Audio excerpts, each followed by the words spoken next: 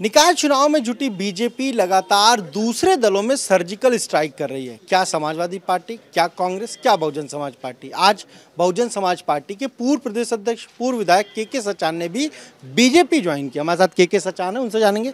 सचान साहब, आप भी आज आपने बीजेपी का ये पटका भी पहन लिया। लंबे समय तक आप बसपा में रहे, प्रदेश अध्यक्ष रहे, विधायक रहे। क्या नाराजगी की वजह क्या है? कोई नाराजगी नहीं है।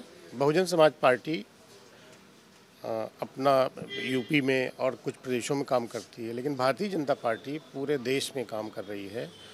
और अगर किसी व्यक्ति को पूरे देश में, देश के विकास में लगना है, देश के काम करने हैं और सिस्टम को डेवलप करना है, जो आज़ादी के बाद से आज तक नहीं डेवलप हो पाया है, तो माननीय मोदी जी को सपोर्ट करना पड़ेगा। मैं समझता हूँ कि जन जन को इस पर ध्यान देना चाहिए। ये जो लोग बसपा छोड़ के आते हैं, हम बात करते हैं तो कहते हैं कि बहन जी अपने मिशन से भटक गई हैं। आपको भी ऐसा लगता है?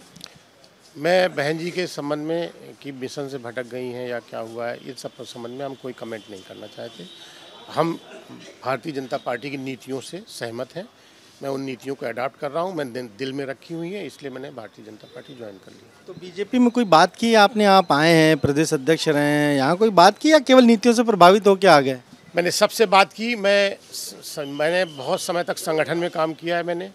मैं यहाँ भी जनता के बीच में काम करूँगा और संगठन का काम, बूथ का काम वो भी संगठन का है, और बूथ के ऊपर जो जगह है विधानसभा, उसका भी संगठन काम है। तो जहाँ जो काम होगा मैं एक कार्यकर्ता के हिसाब से काम करूँगा।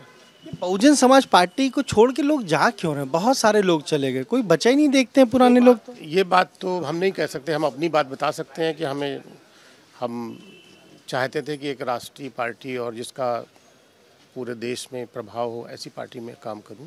मैं काम करना। आपने देरी नहीं कर दी? बहुत देर में आपने बीजेपी ज्वाइन किया। अगर आपके मन में राष्ट्रवाद का मुद्दा इतना ही, जब भी कोई व्यक्ति कहीं से शुरू करे, वहीं से समझो वो अच्छा काम शुरू कर रहा है, वहीं से सुबह मानी जाए। ये इसमें देर और अच्छा कुछ नहीं होता। बीएसपी सुप्रीमो मायावती ने इस बार 11 जो मेयर कैंडिडेट मुस्लिम उतार दिए। क्या मुस्लिम वोट बैंक पर फोकस बीएसपी कर पाएगी? हर पार्टी की अपनी अपनी नीतियाँ होती हैं, उनको समझ में आ रहा होगा कि मेरी नीति कुछ प्रभावशाली होगी, इसलिए किया होगा। आपने सुना के सचान बीएसपी के पूर्व प्रदेश अध्यक्ष रहे, आज बीजेपी उन्होंने ज्वाइन की। साफ तौर पर ना उन्होंने पार्टी के ऊपर कोई बात कही, ना बीएसपी सुप्रीमो पर। साफ तौर पर सिर्फ ये कह रहे हैं कि भाई वो बीजेपी की नीतियों से प्रभावित है और इसीलिए आज बीजेपी ज्वाइन की है। बीजेपी लगातार दूसरे दलों में सेंधमारी कर रही है, खासतौर से समाजवादी पार्टी की अगर बात करें। आज समाजवादी पार्टी में नरेंद्र सिंह यादव, जो समाजवादी पार्टी के 7 बार के विधायक रहे, पूर्व मंत्री रहे हैं, उन्होंने अपने पूरे परिवार के साथ बीजेपी ज्वाइन की। यानी खासतौर से फर्रुखाबाद हो, कानपुर देहात का इलाका हो, वहाँ पर इनके परिवार का एक खासा दबदबा है। नरेंद्र सिंह यादव जी, नरेंद्र जी, अगर हम कहें कि पूरे परिवार के साथ आज आपने बीजेपी ज्वाइन की, समाजवादी पार्टी में मंत्री भी रहे आप, 7 बार विधायक रहे, आखिर उसको छोड़ने के पीछे क्या वजह है? अब वजह तो बहुत सी ऐसी वजह होती हैं कि जो आपने भी जिला पंचायत अध्यक्ष की बात कही है, हम लोग समाजवादी पार्टी से ही इन्हें लड़ाना चाहते थे और उनसे ये भी कहा अगर हमारे लड़ाने की कोई बात है, कोई ज़रूरी नहीं है, लेकिन ज़िले के किसी प्रत्याशी को लड़ा दीजिए। कहा ठीक है, हम बदल देंगे, प्रत्याशी बदल देंगे।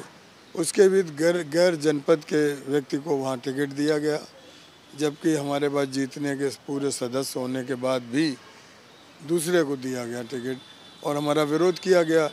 तो ये हमारी मजबूरी बनी कि एक गलत तत्व को हमारे जनपद में स्थापित करने का जो प्रयास किया गया, तो उसका विरोध तो करना था। और पूरे जनपद की एक राय बनी कि जनपद में हम मोनिका को लड़ाएंगे। नहीं, सवाल ये है कि जिस तरह से आप कह रहे हो, तो 2021 में आपने जितवाया आपकी बेटी मोनिका यादव को बीजेपी के समर्थन से। उसके बाद 22 का चुनाव आया, आपने तब ज्वाइन नहीं किया। अब आप 23 के निकाय चुनाव जब चल रहे हैं तब आप ज्वाइन। के चुनाव में भी ये स्थिति बनी। मैं प्रत्याशी था, उसके बाद भी आखिरी दिन। अच्छा, आप प्रत्याशी पहले घोषित थे? हम प्रत्याशी समाजवादी पार्टी से विधायक के प्रत्याशी रहे, लेकिन उसके बाद भी आखिरी क्षणों में कहते नहीं है कि 1 घंटे पहले हमारा टिकट काट दिया गया और ऐसे व्यक्ति को दे दिया गया जिसका कोई समाजवादी पार्टी का कोई पुराना इतिहास नहीं, कोई काम नहीं, कोई योगदान नहीं। ये कंफ्यूजन की स्थिति है क्या अखिलेश यादव? क्योंकि आप अपनी बात कर रहे हैं, अभी निकाय चुनाव में देखने को मिल रहा है कई जगहों पे मेयर कैंडिडेट बैठा दिया है, कई जगहों पर जो मेयर उम्मीदवार है सपा के कह रहे हैं उनकी जगह दूसरे को वोट अपील कर रहे हैं। क्या कंफ्यूजन है? क्या कन्फ्यूजन क्या, सोचा कि गलत डिसीजन, जब भी हम और आप कोई जल्दबाजी में डिसीजन लेते हैं या बिना सोच समझ के कोई भी डिसीजन सही डिसीजन नहीं होते हैं। वही उन लोगों के साथ भी हुआ और वही डिसीजन पिछले चुनाव में भी समाजवादी पार्टी ने जो किया उसका उन्हें खामियाजा भी उठाना पड़ा। ऐसा नहीं है कि आप किसी को नीचा दिखाने की सोचेंगे तो प्रकृति का नियम है, जिसे आप नीचा दिखाएंगे वो दिक्कत आपको भी आएगी। इस वक्त क्योंकि आप पुराने नेता हैं, इस वक्त समाजवादी पार्टी की जो स्थिति उस पर आप क्या कहेंगे? समाजवादी पार्टी मूलतः अगर कहा जाए, समाजवादी पार्टी अपनी दिशा से भटक चुकी है। जिन नीतियों और सिद्धांतों पर समाजवादी पार्टी का गठन हुआ था, माननीय मुलायम सिंह जी यादव जी ने, जो ज़मीनी नेता थे, आदरणीय नेता जो थे, सर्वमान्य नेता थे, उनका आज भी मैं सम्मान करता हूं, हमेशा उनका इज्जत किया उनका, लेकिन आज वो चीज़ समाजवादी पार्टी में दिखने को भी नहीं मिलती है। जिम्मेदार किसे मानते हैं? अब जिम्मेदारी तो जो संभालने वाले लोग हैं वही जिम्मेदार होते हैं। कोई कहे हमने इसकी वजह से गलती हो गई, लेकिन आफ्टर ऑल आप तो जिम्मेदार हैं, आप राष्ट्रीय अध्यक्ष हैं, कोई फैसले होंगे आपके होंगे।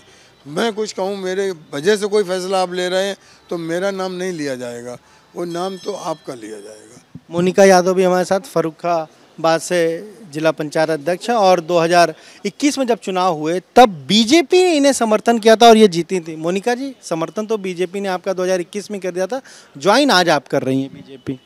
मैं तो जिस दिन से मैं अध्यक्ष बनी हूँ और बीजेपी के समर्थन से मैं हमेशा से पार्टी के साथ ही हूँ और हमेशा उसी तरीके से आज हमने औपचारिक रूप में ज्वाइन किया है। ये पूरा परिवार आपका समाजवादी परिवार रहा और आपके परिवार का हम क्या फर्रुखाबाद, कानपुर देहात, आसपास के जो ज़िले, वहाँ पर एक प्रभाव भी रहा है। तमाम लोग रहे, आपके पिताजी खुद वहाँ पर विधायक रहे। क्या उनकी क्या नाराज़गी हो गई, वो भी अचानक से आज बीजेपी में आ गए? देखिए, मैंने हमेशा अपने पिता को, मेरा कार्यकाल ज़रूर नया रहा लेकिन मैंने पिता को बचपन से देखा है कार्य करते हुए, और उससे पहले हमारे ग्रैंडफादर। तो जिस तरह से ज़मीनी नेता कहा जाता है, जनता के बीच में जाके जनता की सेवा करना, उनसे जुड़ के उनकी हर तकलीफ़ दुख दर्द समझना, तो उसी कार्यशैली पे हम लोग काम कर रहे हैं आज भी। तो जब हमें लगता है कि उस जनता का सम्मान नहीं हो रहा है, जो लोग जुड़े हैं आपसे और जो आपसे कुछ उम्मीद करते हैं, जिस तरीके से हम लोग उनका सहयोग करें और साथ दें और उन्हें मजबूती से खड़ा करें, तो जब वो दिख रहा है कि उनके साथ गलत हो रहा है तो फिर हमें उस चीज़ का स्टैंड लेना पड़ेगा। और ऐसी चीज़ों के फादर कह रहे हैं नरेंद्र सिंह यादव जी की सपा अपने उद्देश्य से भटक गई है, आपको भी ऐसा लगता है? बिल्कुल। देखिए, आप नेता कैसे हैं, आप नेता किसी पॉलिटिकल करियर कोई भी बनाता है तो उसका ये मेन उद्देश्य होता है हम जनता की सेवा किस तरीके से करें। पद और ये सब चीज़ें बात की होती हैं, पहले होता है कि आपका खुद का जुड़ाव होना चाहिए जनता के साथ, आप उनकी तकलीफ़ों को समझें, उनके सम्मान के लिए आप फिक्र करें। तो जब ये चीज़ें नहीं होती हैं तो जाहिर सी बात है, जो इंसान ज़मीनी नेता होता है, जनता से जुड़ के कार्य करता है, उसे तकलीफ़ होती है। सचिन यादव भी हैं, सपा के लोकसभा प्रत्याशी रहे। सचिन जी, आप भी आज साइकिल छोड़ के कमल का फूल आपने थाम लिया। चूँकि परिवार की राजनीतिक पृष्ठभूमि पुरानी रही और ऐसे संस्कार मिले कि जब भी गलत निर्णय किसी का भी रहा हो तो उसका समर्थन नहीं किया।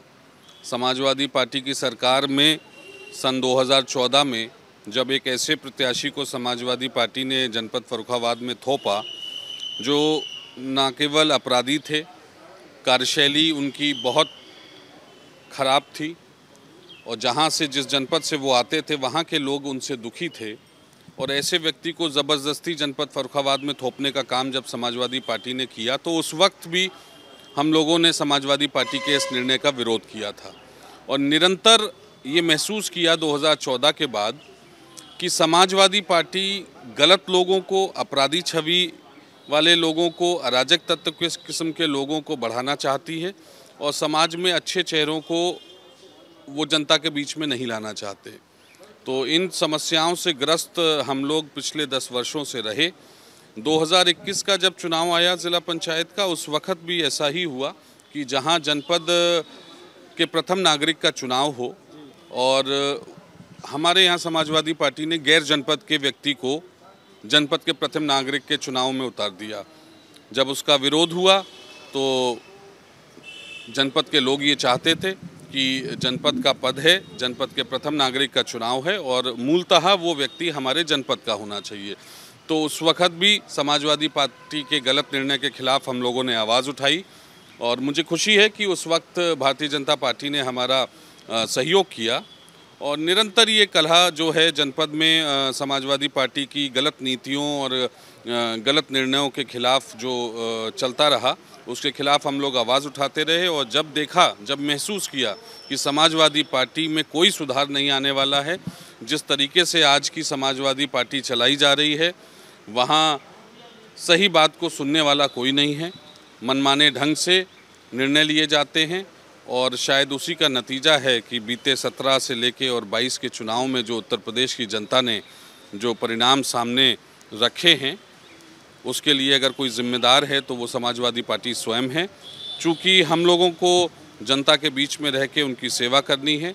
2021 के बाद जो थोड़ी बहुत नज़दीकी भारतीय जनता पार्टी से हुई, उसमें हमने महसूस किया कि आदरणीय योगी जी और आदरणीय मोदी जी के नेतृत्व में जिस तरीके से केंद्र की और राज्य की सरकार काम कर रही है, भारतीय जनता पार्टी का जो सबका साथ सबका विकास के नारे के तले हम उससे बहुत प्रभावित हुए और इसीलिए आज हम लोगों ने तो ये आपने सुना क्या कहना है नरेंद्र सिंह यादव और उनके परिवार का। साफ तौर पर कह कि समाजवादी पार्टी में गलत निर्णय होते हैं और कहीं न कहीं समाजवादी पार्टी जो है जिसके लिए उसका गठन हुआ था, वो उस मूल उद्देश्य से कहीं उन्हें भटकती नजर आ रही है। कैमरा मेहदी हसन के साथ अनवर शुक्ला, एपी गंगा, लखनऊ।